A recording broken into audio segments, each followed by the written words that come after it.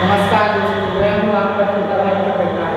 अभी इस वक्त हम हैं अंग्रेजी अल्फाबेट जो इंग्लिश में कई चैप्टर है एल एस अल्फाबेट अंग्रेजी भाषा है। इसको हमें जानेंगे, सीखेंगे इसकी क्या मीनिंग है, कैसे हम ये सवालों को जल्दी से जल्दी आंसर दे सकते हैं। क्योंकि ये जो रीजनिंग है और रीजनिंग का जो टॉपिक है, चैप्टर है, ये हर एक एग्जाम के लिए मोस्ट इम्पोर्टेंट है। चलिए स्टार्ट करते हैं, ज़्यादा टाइम लगने के लिए अंग्रेजी पढ़ना। अगर मेरी टाइमिंग से आपको कोई प्रॉब्लम हो सकती है क्योंकि डिजिटल बोर्ड नहीं है और ये टॉपिक के साथ अंग्रेजी पढ़ना होगा। इसमें 3-4 प्रकार से सवाल पूछे जाते हैं। जैसे कि अंग्रेजी पढ़वाना, पहले तो आपको सबसे पहले बेसिक है, आपको याद रखना चाहिए कि जो हमारे अल्फाबेट से किन अंकों पर आते हैं, क्या है जैसे हम उनको किससे संख्या को राशि से कंट्रोल करते हैं। जैसे A B C D E F G H I ऐसे हमारा पैटर्न है। तो आपको सबसे पहले अगर ये टॉपिक सीखना चाहते हो तो आपको क्या करना है, सबसे पहले आपको क्या करना चाहिए, इसको हम C से डिनोट करते हैं। एक B को 2, C को 3, D को 4 और 5 6 7 8 ऐसे हम ध्यान सकते हैं। इनको सबसे पहले आपको याद करना पड़ेगा। तो इनको पहले याद करनी थी और उसके बाद हम आगे स्टेप पर चलते हैं।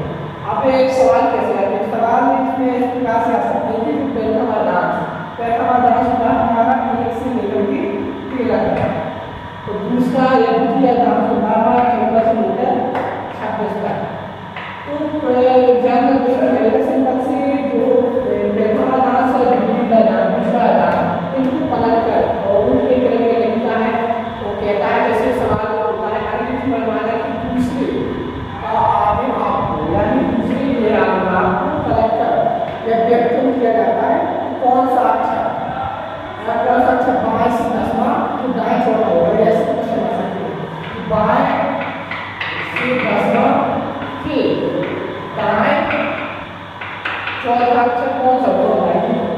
तो यही आज हम सीखने वाले हैं। पहले हम सीखेंगे कि अगर हमें जानकारी कहता है द्वितीय दांश को उसने विकसित किया है और दूसरा कि बाएं से चौथा कि दाएं 10वां, इसके पहले आपको 4 मिनट याद रखने होंगे। सबसे पहला, यदि मान आपका 13 से कम या 13 के बराबर आए तो जो मान आया है उसी को हम रियल मान के चलेंगे, उसको हमें टोटल मान लेंगे।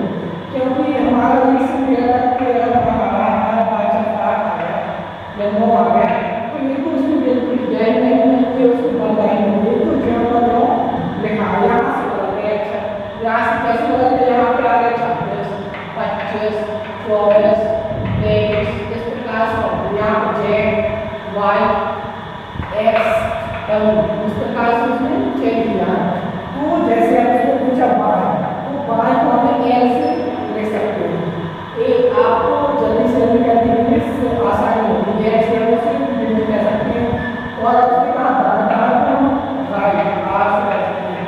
तो सवाल हमारा क्या है कि अगली बार हमारा दूसरे आगे आपको व्यक्त किया जाता है तो कौन सा अक्षर 10 में कौन सा अक्षर बाएं से 10वें अक्षर की दाएं चौथा, उसने कहा बाएं से 10वें अक्षर की दाएं चौथा, बाएं से 10वें अक्षर की दाएं चौथा।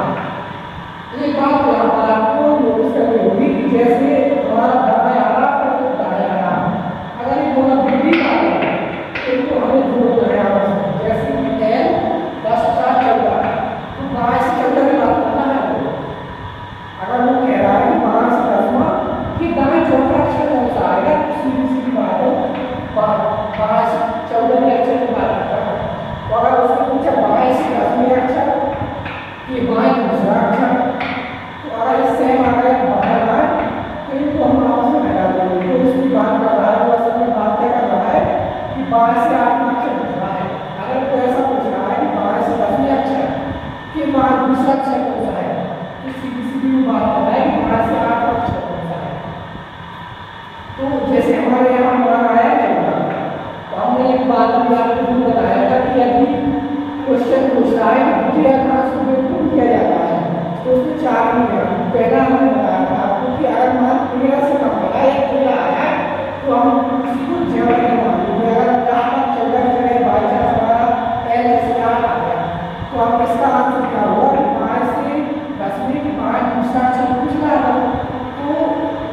इसको ऊपर होगा हमारा एल आठ मतलब आठ अपने आठ करके हो गया यहाँ से आठ आठ का मतलब है एच तो हमारा ऊपर मतलब है एच आएगा।